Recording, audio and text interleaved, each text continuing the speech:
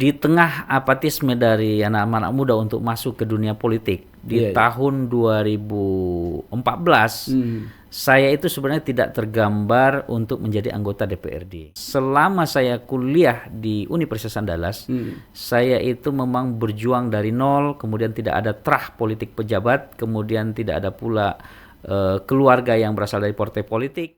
Kemudian setelah itu kita dilantik dalam usia muda 30 tahun, anggota DPRD termuda dari Dapil Kota Padang untuk provinsi, alhamdulillah. Periode pertama kita lakukan dobrakan yang luar biasa, yaitu membuka jalan akses dari Indarung, kemudian Ulu Gadut sampai ke Limau Manis. Di periode kedua saya memang agak fokus ke dunia pendidikan. Nah, jadi yang akan menjadi pemimpin Indonesia di 2045 mendatang adalah mereka yang sekarang berada di kelas 10, 11, 12 SMA. Saya memang tidak banyak program, tapi fokus kepada target-target apa yang menjadi visi saya di periode ini.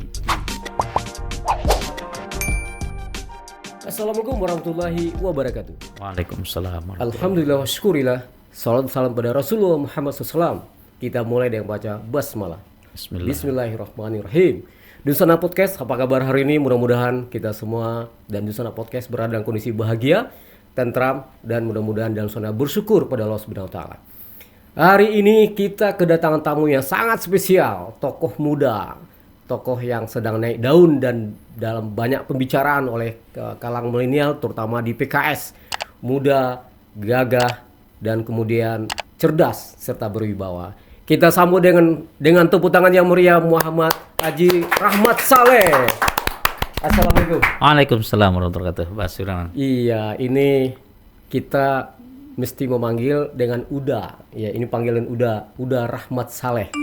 Sudah ya Rahmat juga Soleh lagi kan gitu. Insyaallah. Komplit lah. Baik, kita persilakan Uda Rahmat Saleh menyapa pemirsa kita, silakan. Assalamualaikum warahmatullahi wabarakatuh seluruh sahabat Podcast TV. Hari ini kita berjumpa di sesi Podcast TV bersama Bang Aswirman. Dan sebelum kita lanjut, saya ingin menyampaikan kita semua untuk berdoa dan mendoakan saudara-saudara kita di Palestina yang sedang ditimpa musibah penjajahan dari Zionis Israel laknatullah alaih.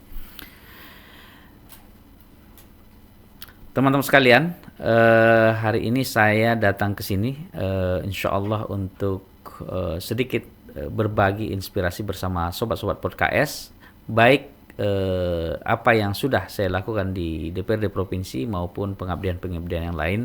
Sebagai pengantar, saya Rahmat Saleh hari ini berada di pimpinan Komisi 3 DPRD Provinsi Sumatera Barat.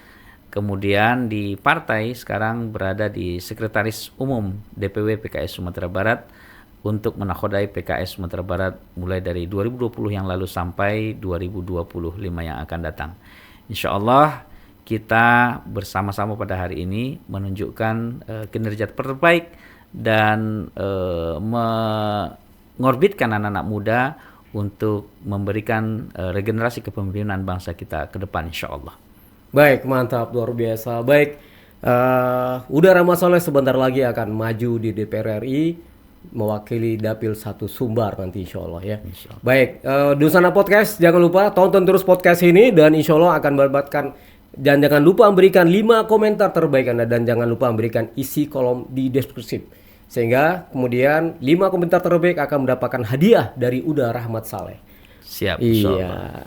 Uda Rahmat Saleh, ini momentum yang sangat luar biasa sebenarnya, di mana sebentar lagi Uda Rahmat Saleh akan maju ke panggung nasional ya DPR RI, dan sekarang nomor cantik juga, nomor 1 gitu ya, dan pasti ini capaian yang akan luar biasa nantinya, dan kita berharap memang kursi DPR RI diduduki salah satunya Uda Rahmat Saleh. Tapi di DPR provinsi sudah 2 periode ya.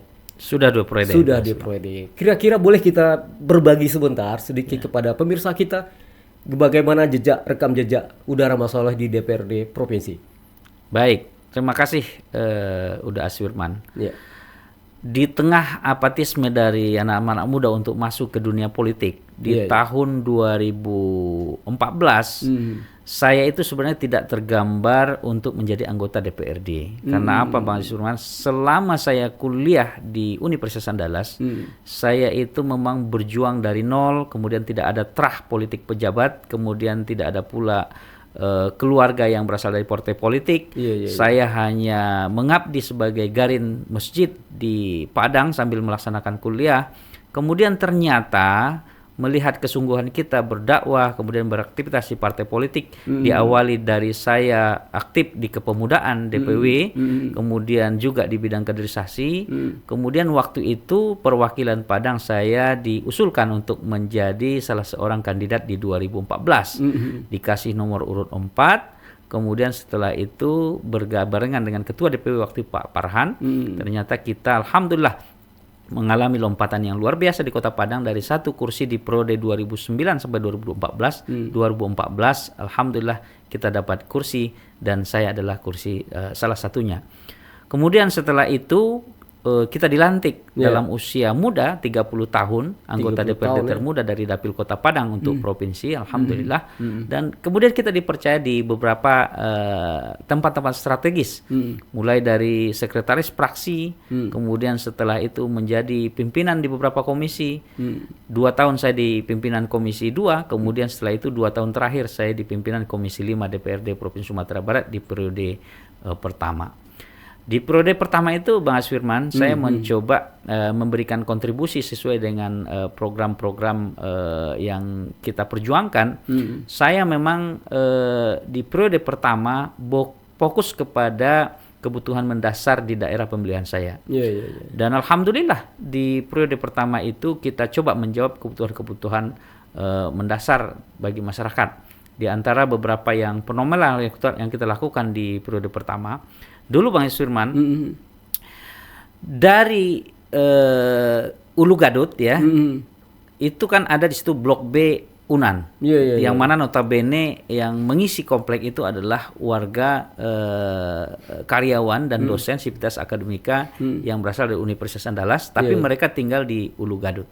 Kemudian mereka setiap hari itu akan berangkat ke Universitas Andalas dalam melaksanakan aktivitasnya. Itu di sebelum 2014 itu mereka harus jalan dari Ulu Gadut itu muter dulu ke Bandar Buat, kemudian setelah itu Pasar Baru, muter sampai ke Unan. Itu butuh waktu hampir 1 jam setiap pagi, apalagi macet. Nah, kemudian saya kebetulan basis pemilihan saya banyak dari Pauh ya.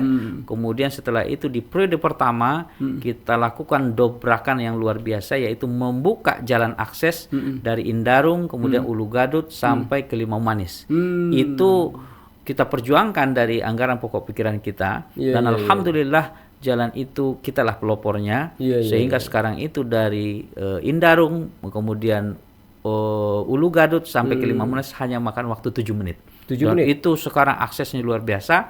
Selain memberikan kemudahan bagi orang yang beraktivitas ke Unan, juga membuka ekonomi di sekitar. Mulai dari Limau Manis Selatan, Koto Luar, sampai sekarang kampus Unan itu, di sepanjang jalan itu tumbuh ekonomi. Yang awalnya itu hanya jalan setapak, menjadi jalan besar, menjadi jalan provinsi yang luar biasa sekarang. Selain itu, kita juga di periode pertama itu memperhatikan UMKM yang notabene-nya mereka itu adalah perempuan-perempuan yang menjadi tulang punggung keluarga. Waktu itu saya memprogramkan 1000 UMKM, terutama janda-janda yang mereka itu berusaha tapi tidak punya modal yang kuat. Ada namanya program WRSE, Wanita Rawan Ekonomi Sosial. Di antara mereka adalah para janda, para ibu-ibu yang menjadi tulang punggung keluarga. Dan alhamdulillah kita berikan permodalan 3 juta dalam bentuk alat-alat usaha, ada yang bentuk kulkas, ada yang bentuk kompor gas, ada bentuk gerobak dan lain-lain. 1000 orang itu di periode saya bersama itu kita berikan dengan maksimal. Alhamdulillah beberapa mengontak kita dari yang awalnya tidak punya tempat, sekarang sudah beberapa orang yang sukses gitu ya, untuk menyelesaikan masalah-masalah UMKM. Kemudian setelah itu di periode pertama juga saya fokus untuk membina beberapa organisasi ya. Pada periode pertama itu kebetulan saya menjadi ketua Karang Taruna Sumatera Barat. Itu Karang Taruna itu berjaya terbesar dalam sejarah Provinsi Sumatera Barat mendapatkan dana pembinaan APBD, baik itu berupa pemberdayaan, kemudian peran serta dalam pembinaan masyarakat. Itu saya hitung-hitung program kita untuk Karang Taruna lebih dari 6 miliar selama saya di periode pertama dan pertengahan periode kedua gitu ya. Jadi kita menyentuh Karang Taruna dan organisasi-organisasi anak muda itu, insya Allah di periode kepengurusan, di periode kita diberikan amanah di periode pertama itu sudah insya Allah maksimal. Dan alhamdulillah efek dari itu Bang Suirman. Di periode kedua kita naik suara kita signifikan. Alhamdulillah dari 8.000 suara dengan modal yang sangat minim dibanding dengan caleg-caleg lain tentunya karena kita berangkat dari seorang garin masjid gitu ya. Kemudian setelah itu periode kedua itu kita berhasil mendapatkan 14.000, hampir 80% naik suara kita dari periode pertama. Dan alhamdulillah. Kemudian Bang Suirman setelah masuk kita ke periode kedua kan, saya coba bikin program yang menyasar kebutuhan-kebutuhan yang lain gitu ya. Jadi di periode kedua saya memang agak fokus ke dunia pendidikan dan saya sudah mencoba sekarang itu bagaimana menyentuh semua sekolah. Hampir sekarang itu sudah 185 sekolah kita kunjungi. Di tahun 2023 kemudian 112 sekolah saya kunjungi, langsung saya pergi ke sekolah-sekolah tersebut di tahun 2022. Jadi Bang Suirman, hampir semua usulan-usulan program pokok pikiran yang terbesar saya pada periode kedua ini berada pada sektor pendidikan. Karena apa gini Bang Suirman, saya sadar betul bahwa kita akan menyongsong Indonesia Emas tahun 2045. 2045 itu Indonesia berusia 100 tahun. Nah, ketika 100 tahun berdasarkan bonus demografi, Indonesia itu berpeluang menjadi negara produktif dan negara besar. Karena apa? Dari data yang kita dapat bahwa 85% pada puncak bonus demografi rentang 2030 sampai 2045 itu 85% penduduk di Indonesia ini adalah usia produktif. Kemudian tentu kalau kita hitung mundur 2045 itu siapa yang akan memimpin negara ini? Ketika kita hitung mundur, mereka adalah yang kelas 10, 11, 12 sekarang di SMA. Artinya mereka rata-rata sekarang usia 17, 18, 19 tahun. Kemudian mereka nanti di 2045 usia mereka adalah 39, 40, 41 tahun. Artinya usia kita. Nah, jadi yang akan menjadi pemimpin Indonesia di 2045 mendatang adalah mereka yang sekarang berada di kelas 10, 11, 12 SMTA dan SMK. Nah, oleh karena itu saya berpikiran Bang Suirman bahwa kita harus berpikir bahwa Indonesia ke depan terutama Sumatera Barat ini akan dipimpin oleh siapa di 2045. Jangan sampai nanti kita menyesal ketika Indonesia di Indonesia Emas karena kita lupa menyiapkan investasi jangka pandang pendidikan.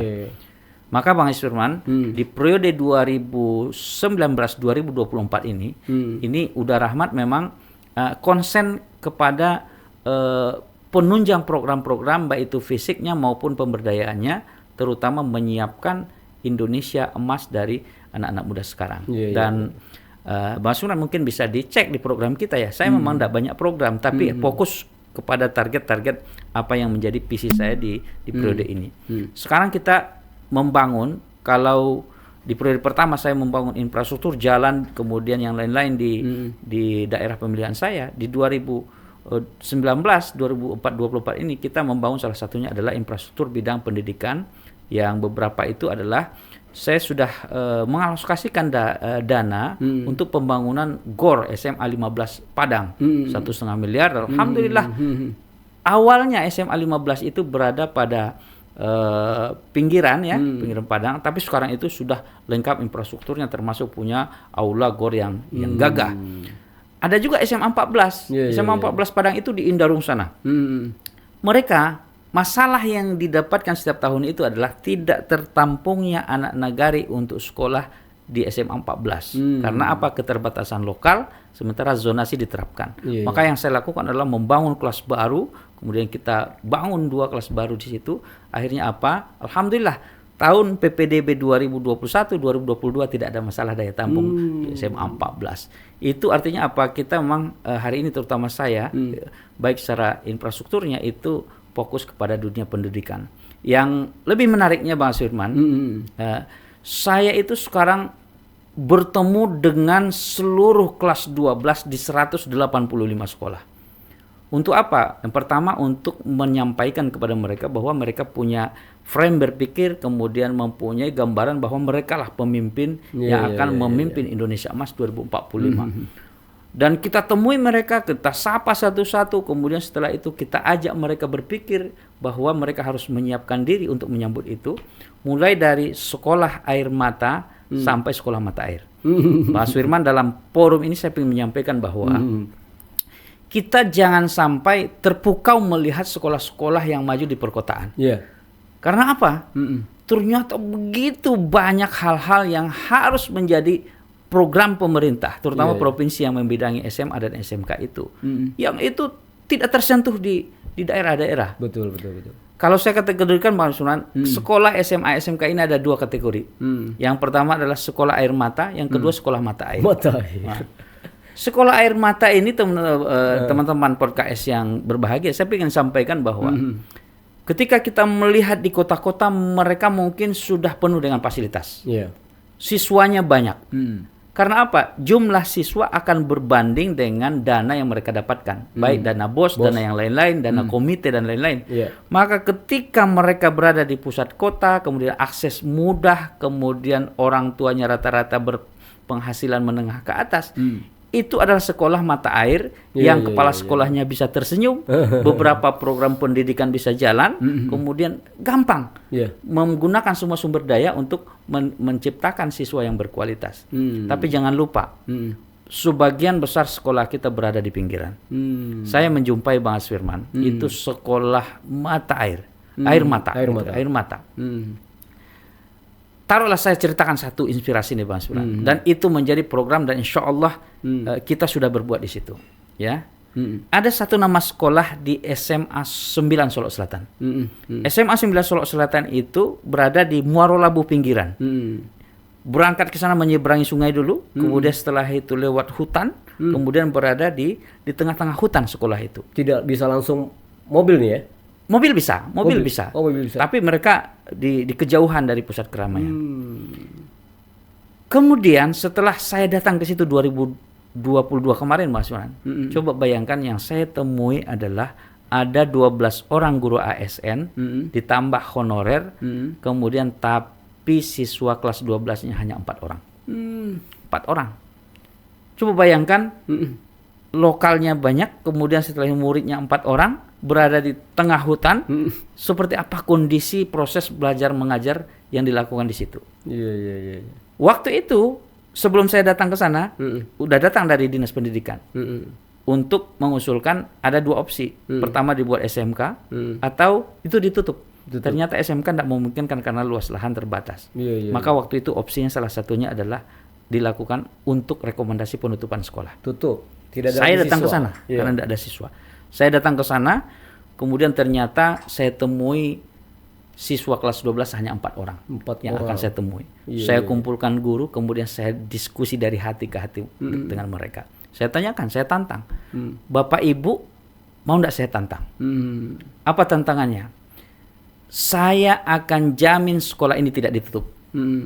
Dan ini kalau kita mau bersama-sama untuk melakukan perubahan terhadap sekolah kita ini bisa menjadi sekolah maju. Saya ceritakan, ada salah satu sekolah di daerah tempat pembuangan sampah di air dingin, dan mereka itu swasta, tidak dapat dari dana negara, tapi sekarang itu mereka sekolah yang dicari, yaitu Arisalah. Iya kan? Iya. Di situ jauh. Mirip-mirip dengan SMA 9 itu jauhnya ke dalam. Tapi ternyata dicari orang. Iya. Karena apa? Karena sekolahnya punya nilai. Iya. Saya tantang mereka, kalau mau SMA 9 bisa dengan sekolah yang lain. Kita disubsidi negara. Kok enggak bisa seperti itu? Asal kita punya nilai. Saya tantang mereka dengan 3 nilai Bang Asuna. Kalau ibu-ibu mau, ini tinggal ibu-ibu gurunya nih. Ibu-ibu kepala sekolahnya. Ibu-ibu kepala sekolah. Dan ada bapak-bapak. Dan kalau bapak ibu mau gitu ya. sekolah ini bisa jadi sekolah unggul. Dari sekolah yang mau ditutup, kita jadikan sekolah unggul. Iya. Gimana caranya katanya kan? Kita jadikan ini boarding. Apa yang kita lakukan? Ini kan sekolah, banyak lokal yang nggak kepakai. Cukup 3 lokal saja kita gunakan. Kelas 1, kelas 2, kelas 10, kelas 11, kelas 12. Satu lokal aja, satu angkatan. Tapi unggul. Kemudian ini sekolah yang kelas yang nggak pakai ini kita gunakan sebagai asrama. Kita sulap jadi asrama. Iya. Kemudian ada pertemuan lokal ini lokal, ini tinggal kita atap. Itu jadi musola. Kita bangun area olahraganya. Kemudian saya support dengan pokir sedikit saja, tidak besar Bang Asurman. Kemudian mereka deal, saya bilang, tapi 2023 Bapak Ibu harus mau mengumumkan ini sekolah bergaransi. Setiap sekolah anak yang sekolah ke sini, dia akan dapat 3 minimal. Pertama, dia dipastikan diterima di perguruan tinggi negeri.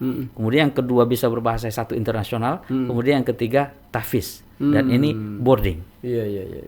Baru isu saja Bang Asron. Boarding negeri. Boarding negeri. Sekarang insya Allah sebelum ayam berkokok 31 Desember 2023, Rahmat Saleh insya Allah akan bawa gubernur untuk meresmikan boarding itu. Mantap, luar biasa. Insya Allah. Kita tepuk tangan dulu. Dan luar biasanya ya, belum diumumkan PPDB 2023 kemarin, iya kan? Dari hanya 4 orang siswana yang daftar sebelum masa pendaftaran udah 27 orang. Oh, mantap. 27 orang. Berapa kali lipat ya? Udah berapa kali lipat.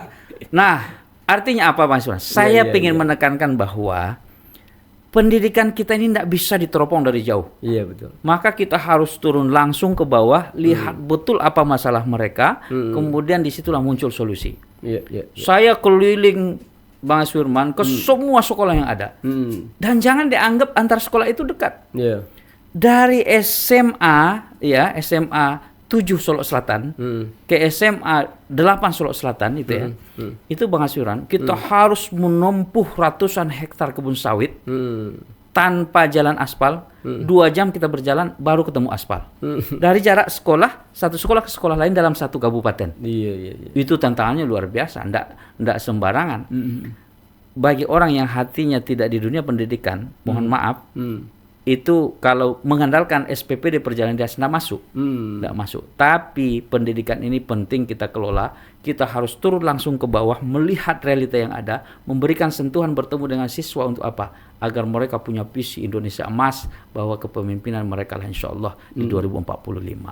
Oke, gitu Bang Surin. Luar biasa, mantap. Sekali lagi tepuk tangan untuk Uda Rahmat Saleh.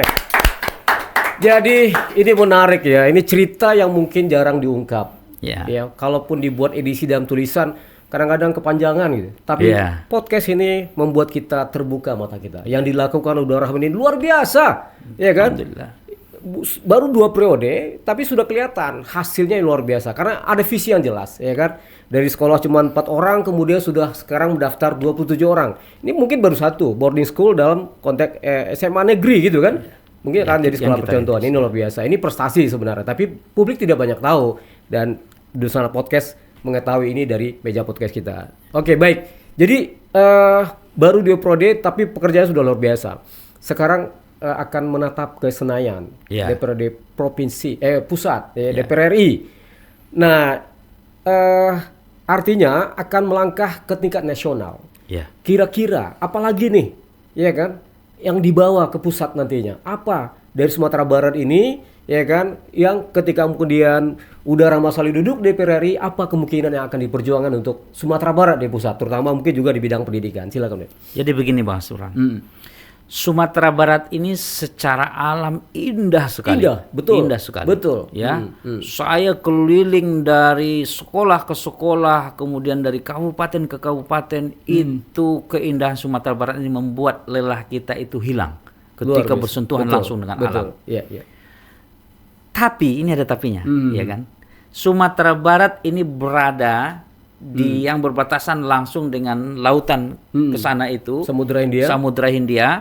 Itu Bang Aswirman sangat susah untuk melakukan transportasi kalau kita jadikan Sumatera Barat ini sebagai pusat industri. Betul. Jadi jangan terlalu mimpi terlalu elok untuk menjadikan Sumatera Barat sebagai pusat industri. Karena apa? Bahan bakunya jauh ngantarnya, begitu juga produksi untuk menjualnya jauh, mahal di ongkos. Maka untuk sektor produksi kemudian dan industri, saya pikir Sumatera Barat jangan terlalu fokus ke sana. Maka sesuai dengan yang dulu-dulu, Sumatera Barat ini kan penghasil tokoh. Tokoh intelektual. Maka saya memang konsen untuk Sumatera Barat itu yang pertama, kebutuhan pendidikan. Saya nanti akan mencoba agak konsen di bidang ini ya. Karena apa? Dari dulu Sumatera Barat penghasil orang-orang pemikir. Mulai dari dulu.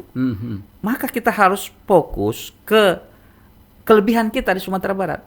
Maka saya pingin SMA ini memang sentralnya pencipta anak-anak muda Sumatera Barat yang mereka itu nanti bisa tembus di perguruan-perguruan tinggi ternama, kemudian mereka itu nanti besar di luar sehingga menjadi pemikir bangsa bahkan dunia, Maka sektor pendidikan penting.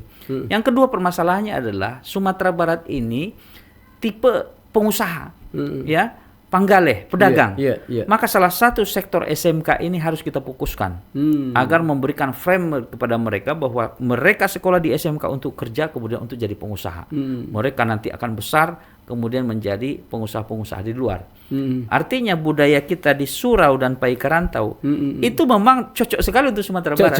Nah, maka fokus kerja kita bagaimana membekali anak-anak muda kita dari SMA itu untuk menjadi pemikir, dari SMK itu menjadi pengusaha. Nah, kita berikan pondasinya, kemudian begitu mereka tamat, mereka kita over keluar, kemudian setelah itu mereka lah yang nanti akan membangun mengharumkan Minangkabau Sumatera Barat ini dari luar. Begitu juga sektor universitas kita. Kita punya universitas terbesar di Sumatera Barat, bahkan tertua di Sumatera. Universitas Andalas ada, kemudian sekarang Politeknik Negeri Padang, kemudian setelah itu Universitas Negeri Padang. Saya memang nanti agak konsen ke beberapa universitas ini agar kembali gezah Sumatera Barat ini pusat pemikir dan pusat pendidikan. Betul. Dan alamnya mendukung. Jadi orang luar kalau bisa mereka sekolah ke Sumatera Barat, Universitas Andalas menjadi pusatnya, tapi kita berikan pelayanan maksimal di dalam infrastruktur dan juga servis terhadap orang-orang yang ingin kuliah di Sumatera Barat. Tempat tinggalnya nyaman, kemudian orangnya ramah, kemudian pokoknya dari sektor pendidikan kita harus branding Sumatera Barat ini adalah provinsi pendidikan Indonesia bahkan dunia gitu ya. Pencipta intelektual. Luar biasa, mantap. Tepuk tangan lagi dong. Ini berarti udara masalah ini orang visioner. Kalau tadi untuk anak-anak muda SMA saja visinya sudah kepada Indonesia emas, ya kan? 2045. Mungkin belum banyak orang mikir ke situ, ya kan? Tapi udah Rahmat sudah berpikir bagaimana generasi yang ada di SMA sekarang ini akan menjadi cikal bakal pemimpin di masa depan. Jadi sangat visioner. Sekarang ini juga akan ke pusat, berusaha akan memajukan pendidikan, dan Sumatera Barat tidak hanya di level SMA tapi juga perguruan tinggi. Kalau bisa Sumatera Barat menjadi sentral untuk penciptaan kualitas SDM unggul nanti. Insya Allah. Ini luar biasa. Ya, baik. Jadi tidak salah sebenarnya kalau PKS memerintahkan atau mengamanahkan tugas ini kepada Uda Rahmat. Karena memang punya visi yang jelas. Inilah hebatnya kader PKS sebenarnya. Dia orang-orang yang intelektual, punya visi. Jadi tidak hanya mimpi, tapi visi. Jadi ada yang ingin diupayakan di situ. Saya kira kita butuh orang yang sangat visioner dan vokal untuk DPR RI. Agar tidak hanya satu orang yang sengaja berbicara kalau dia paling berjasa untuk Sumatera Barat untuk membawa dana-dana APBN ke Sumatera Barat. Bagaimana menurut Uda Rahmat itu?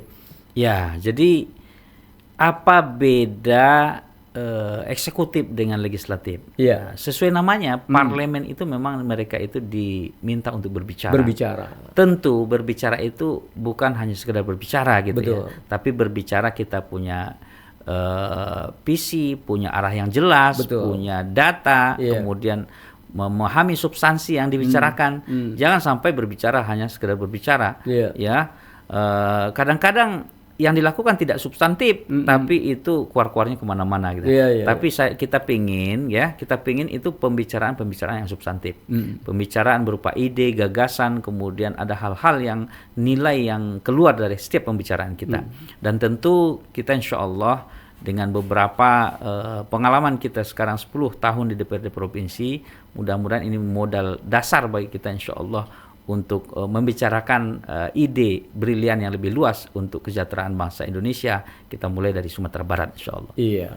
Jadi ini sudah cerita kesekian juga seorang Garin Masjid menjadi anggota DPRD dan malah juga ada yang menjadi tokoh-tokoh publik, ya kan?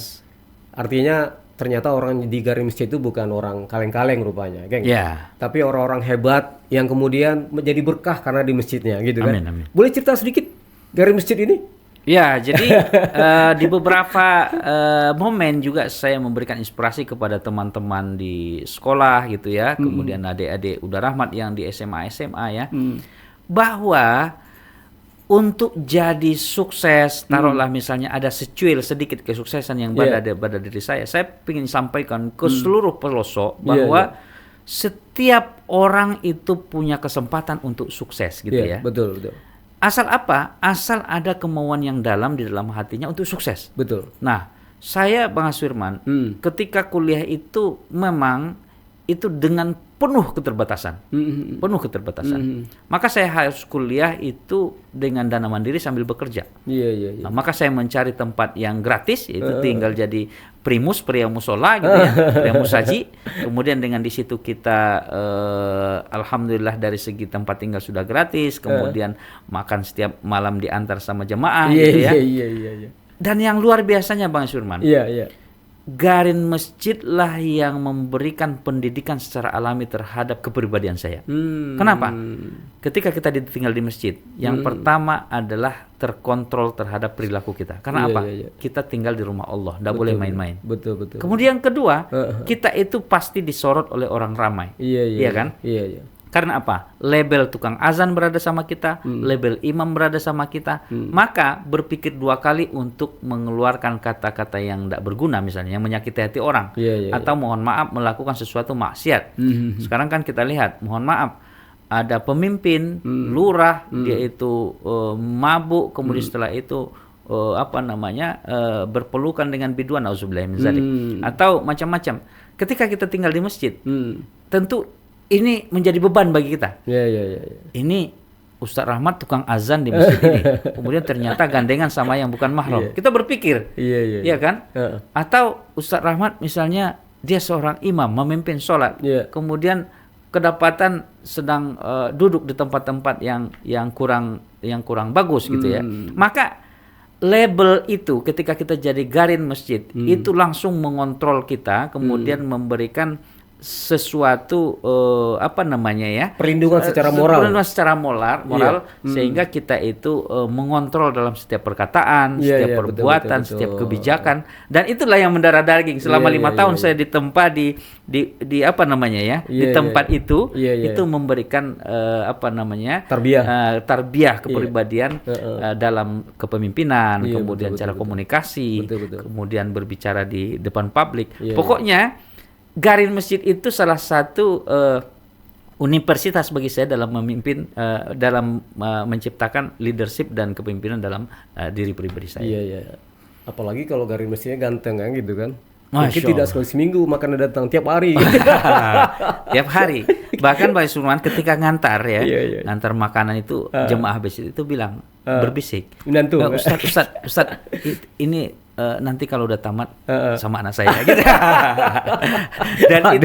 dan itu harus kita iakan. Karena apa? Insya Allah Bu, nanti kalau jodoh insya Allah. Karena apa? Kalau kita tolak besok nggak datang nasi lagi. Luar biasa, tepuk tangan. Ini cerita yang tidak diungkap mungkin di banyak hal ya, tapi di Moja Podcast. Di podcast ini diungkap sama Uda Rahmat kita. Baik. Jadi di sana podcast jangan lupa berikan komentar terbaik Anda, dan 5 komentar terbaik akan mendapatkan gift hadiah langsung dari Uda Rahmat Saleh nantinya. Oke, baik. Ini sebelum maju ke pusat, sekarang kan di DPRD provinsi. Ya. Nah, aktivitas di organisasi kayak banyak kayak gitu kan. Alhamdulillah Bang Firman. Saya memang dari kampus itu ditempa di organisasi. Iya. Bahkan kalau dipresentasikan waktu saya di bangku kuliah dengan bangku organisasi lebih banyak di bangku organisasi. Iya. Sudah di kampus itu saya ditimpa di bidang kaderisasi Forum Studi Islam (MIPA). Kemudian 2003-2004 saya diminta atau ditunjuk jadi gubernur BEM Fakultas MIPA UNAN. Kemudian memimpin beberapa lembaga ya, termasuk saya pernah menjadi wakil kepala asrama Universitas Andalas dan sekretaris asrama Universitas Andalas selama 3 tahun saya mengabdi di sana. Kemudian setelah itu juga saya senang berorganisasi, Bang Surman. Sampai sekarang tidak putus-putus. Saya udah 2 periode dari 2015 sampai 2020, 2020 sampai 2025 itu ketua Tarung Derajat Kota Padang. Tarung Derajat. Nah, ini barusan ini kita baru selesai melakukan event lomba tarung derajat antara SMA dan SMK itu di UKM, Unit Kegiatan Mahasiswa Tarung Derajat UIN Imam Bonjol. Tadi kita berikan pemberian medali tadi. Tarung derajatnya bisa? Tarung derajat bisa kita bertarung. Selain itu saya juga di wakil ketua umum Inkanas, Ikatan Karate Nasional. Oh, karate juga? Sumatera Barat. Alhamdulillah sudah diberikan dan 3 ya. Di ketuanya Pak Irwan Praitno kan. Dan? Dan 3? Sapu hitam. Mantap. Gitu ya. Nah, selain itu kebetulan saya di Karang Taruna itu dari 2017 sampai 2022 kemarin itu adalah sekretaris umum Karang Taruna Sumatera Barat, orang nomor 2 di Karang Taruna, dan sekarang menjadi ketua MPKT, Majelis Pertimbangan Karang Taruna Sumatera Barat. Karang Taruna Sumatera Barat. Dan alhamdulillah kita udah terbiasa mengurus sosial. Satu hal yang menarik ketika COVID-19 di antara banyak organisasi, Karang Taruna itulah salah satu organisasi yang langsung turun di masa pandemi sedang bergejolak. Kita turun ke pasar-pasar melakukan penyemprotan desinfektan, memberikan edukasi terkait dengan COVID, dan alhamdulillah itu sangat berbekas di periode kepengurusan kita di Karang Taruna Provinsi Sumatera Barat. Nah, selain itu juga saya di PMI, mulai dari PMI Padang, sekarang di Majelis Dewan Kehormatan di PMI Kota Padang.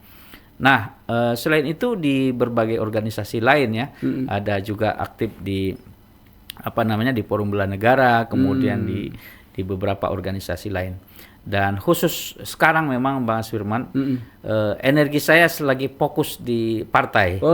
Karena sekarang Ketua DPW PKS Sumatera Barat kan Buya Mahyildi kan. Kita sudah infakkanlah beliau untuk mengurus Sumatera Barat baik secara pemikiran dan energi fisik ya.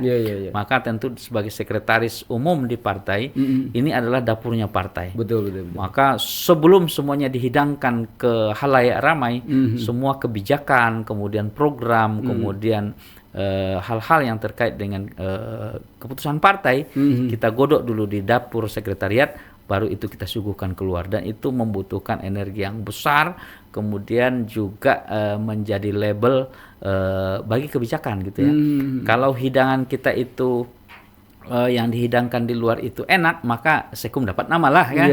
Tapi kalau seandainya kita kan order ini dari berbagai pintu ya, pintu atas, bawah, order menu yang kebijakan yang kita buat, kemudian setelah kita kebijakan, kadang-kadang ada yang tersakiti dengan kebijakan yang keluar, ada yang, maka dapur ini harus siap-siap menjadi tameng untuk disalahkan. Tapi no problem, jabatan punya risiko, dan kita insya Allah dalam melaksanakan roda organisasi ini harus maksimal untuk mendapatkan kemenangan insyaallah PKS di Sumatera Barat di 2024 besok. Oke, mantap, luar biasa. Ini tokoh yang luar biasa ya, dan orator juga ya, punya konsep yang jelas, visi yang jelas.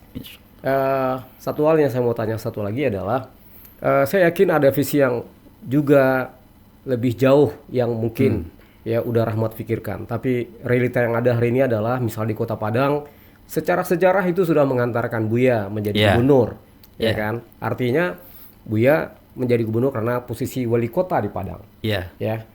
Artinya kalau kita melakukan melihat sekarang realitas yang ada, ketika Buya maju di posisi gubernur, wali kota kita kosong dan kita tidak berkuasa lagi di Kota Padang.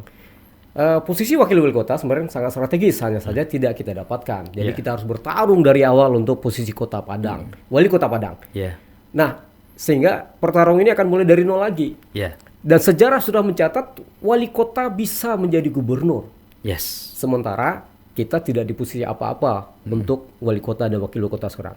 Yang mau di branding itu kan. Nah, apa sih pendapat Uda Rahmat tentang posisi wali kota Padang ini hari ini untuk Sumatera Barat? Jadi Bang Asfirman, satu hal yang perlu kita ketahui bahwa PKS sudah berhasil mengantarkan kader terbaiknya jadi wali kota Padang. Itu tahun 2014. Nah, saya tahu persis waktu itu karena pada waktu itu saya ajudan Buya Mahyeldi. Saya mendampingi beliau hampir 2 tahun, 2012 sampai 2014. Beliau itu kita majukan jadi wali kota Padang dengan uang pribadi beliau hanya 57 juta. Saya ingat persis itu. Luar biasa. 57 juta. Dan saya tahu persis ketika kita berjalan seperti apa kondisi dana yang kita miliki. Tapi alhamdulillah pertama berkat soliditas kader, kemudian pendekatan ke masyarakat dengan kemauan yang ikhlas dari Buya Mahyeldi, alhamdulillah suara Kota Padang bisa kita rebut walaupun dengan uang yang terbatas. Dan alhamdulillah ketika Buya memimpin di Padang selama 1,5 periode, itu perubahan luar biasa. Sehingga periode kedua dia melenggang dengan sangat mudah. Karena apa? Dia memberikan bukti, bukan janji, kemudian memberikan ketauladanan. Nah, ternyata sekarang kita berebut mulai dari nol. Nah, tapi saya selaku Sekum DPW PKS Sumatera Barat, tentu kita pelajaran yang sudah kita lakukan dan alhamdulillah berhasil itu harus kita ulang. Dengan tujuan apa? Bukan tujuan untuk gagah-gagahan PKS memimpin Padang, tidak. Tapi sudah teruji ketika kader PKS memimpin Kota Padang, itu memberikan hasil yang signifikan dan jelas bisa dirasakan oleh masyarakat Kota Padang. Nah, bukan kita berarti menyalahkan pemimpin yang lain, tidak. Tapi kita ingin mengulangi kesuksesan kader PKS memimpin Kota Padang. Artinya wali kota Padang, Kota Padang, insya Allah PKS akan berjuang sekuat tenaga memberikan kader terbaik dan namanya sekarang masih kita rahasiakan. Untuk apa? Untuk mengulang keberhasilan kepemimpinan PKS di Padang. Baik. Nah, tunggu tanggal mainnya. Underline-nya adalah wali kota Padang adalah momentum untuk Gubernur, insya Allah. Gubernur Sumatera Barat. Jadi ini sejarah yang sudah tercipta. Kecuali kita mau buat sejarah baru yang lain gitu. Baik.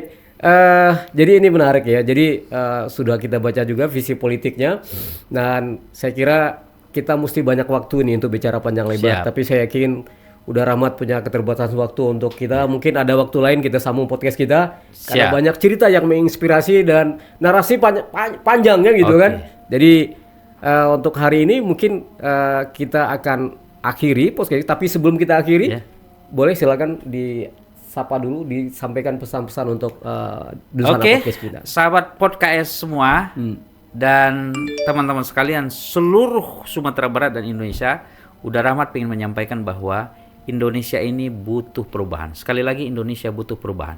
Di tengah ketimpangan dan ketidakadilan penegakan hukum, kemudian terjadinya kesenjangan masalah kesejahteraan, kemudian pengelolaan sumber daya yang banyak dikuasai oleh orang luar, maka 2024 butuh perubahan. Yang pertama harus kita rubah, Anies Baswedan adalah Presiden. Kemudian Rahmat Saleh DPR RI. Insya Allah. Anies Baswedan Presiden, Rahmat Saleh DPR RI. Bersama Rahmat Saleh, sumber cerdas menuju Indonesia emas. Allahu Akbar. Baik, demikian pemirsa Dusana Podcast. Inilah pembicaraan kita dengan Uda Rahmat, dan kita dukung bersama Uda Rahmat duduk di DPR RI nantinya, dan kita mudah-mudahan berharap ya beliau memang tidak hanya mimpi tapi ini adalah kenyataan ya. Uda Rahmat menjadi seorang anggota DPR RI dari Sumatera Barat, dari kalangan muda, ganteng, cerdas, dan wajib untuk kita dukung bersama. Demikian, assalamualaikum warahmatullahi wabarakatuh. Waalaikumsalam warahmatullahi wabarakatuh.